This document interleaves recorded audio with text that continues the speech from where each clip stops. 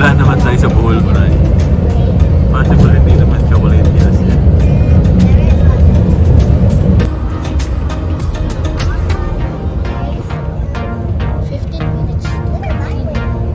Let's go!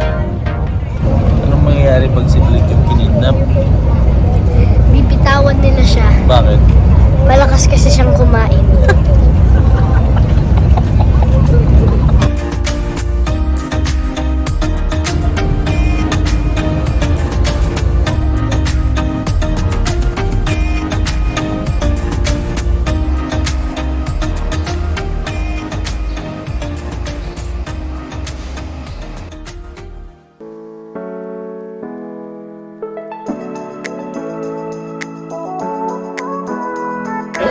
Hindi pwede mag-video, no?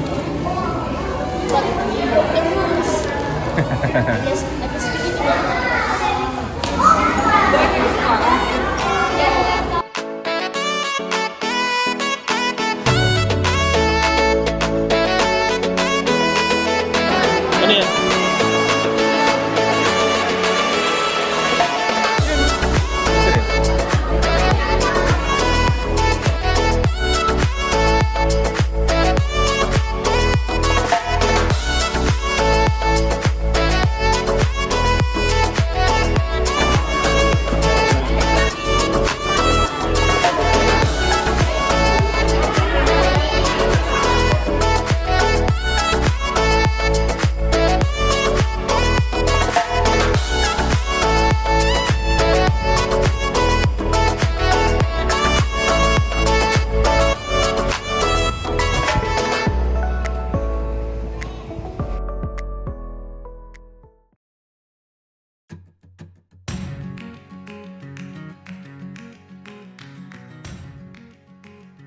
Pamintuan Mansion was built by Don Mariana Pamintuan and wife Valentina Torres as a wedding gift to their only son Florentino and his wife Mancia Vergara Sandico.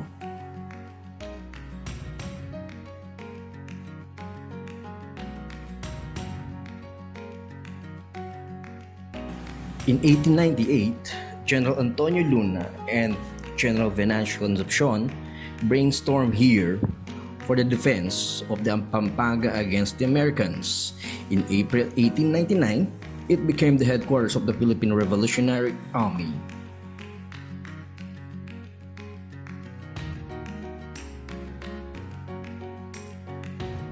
It also became the residence of President Emilio Aguinaldo in May 1899. And in June 1899, the first anniversary of Declaration of Independence was held here. Ito yung nandito pa plancha mo. In Pamintuan Mansion.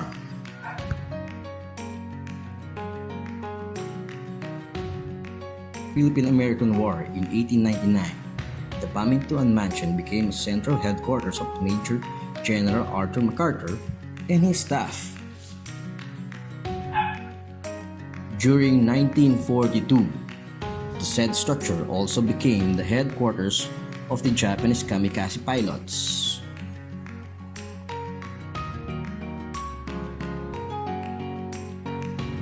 In 1959, the structure was bought by Don Pedro Tablante, but the family never resided in the mansion.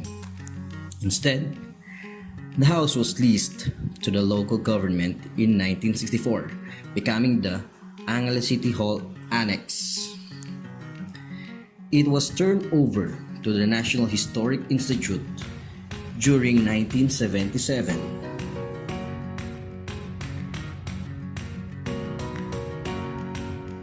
When the Central Bank of the Philippines was looking for the suitable location for its regional cash and clearing unit, it considered the historic house as a possibility.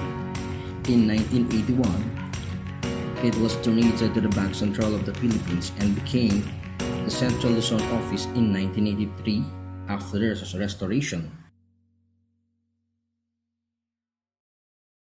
And finally, the structure was turned over to Angeles City in 2010 and became the Philippine Museum of Social History in 2015.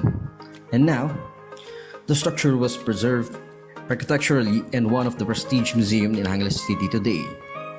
Pamituan Mansion is one of the example of Bahay na Bato and Ballet Dutong. Inside, you may find the old interior setup of Filipino house. So colleagues, come and see the beauty of Pamituan Mansion.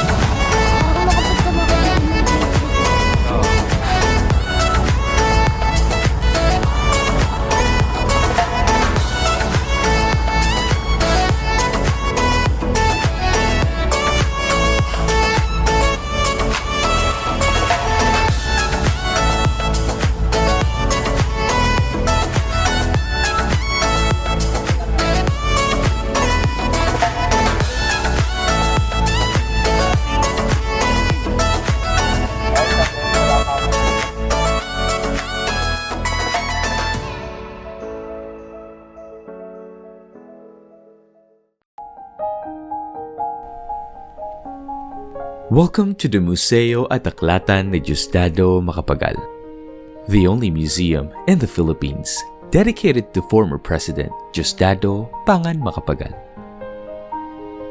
It is located in San Nicolas I, Lubao, Pampanga, where Apong Dadong, as people of the town endearingly called him, was born and raised.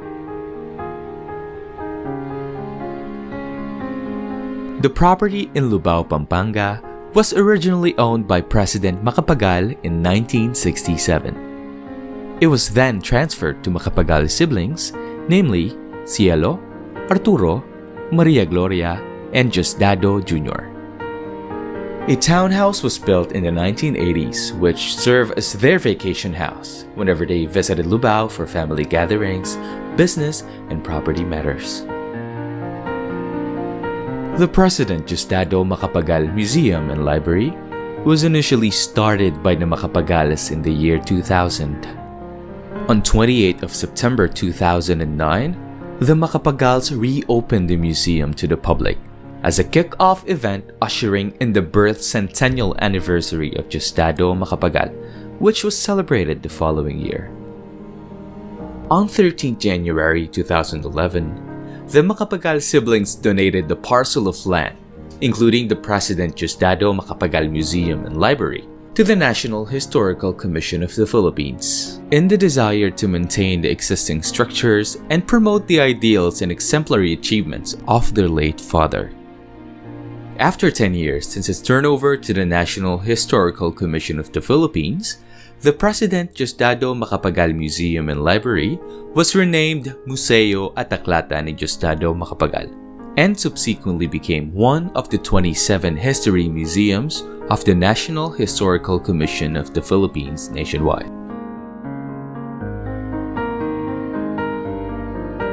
The Museo at Aklata ni Justado Macapagal was also one of the 4 presidential museums managed by the Commission, including Museo ni Emilio Aguinaldo, Museo ni Manuel Quezon, and Museo ni Ramon Magsaysay.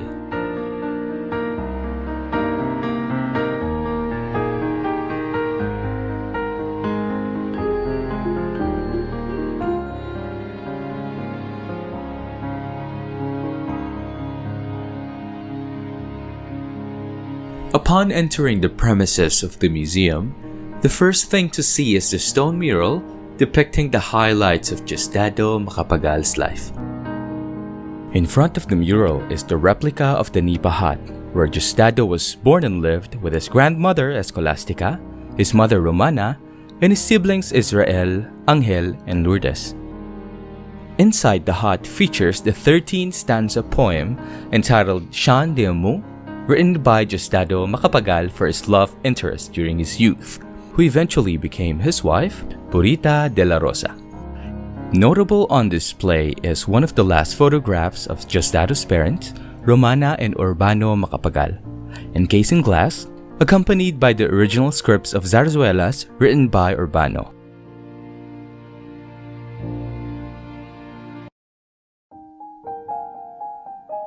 The 2-level main museum building houses 3 galleries and showcases Justado's memorabilias, personal collections, and his life journey from Nipa Hut to Malacanang Palace.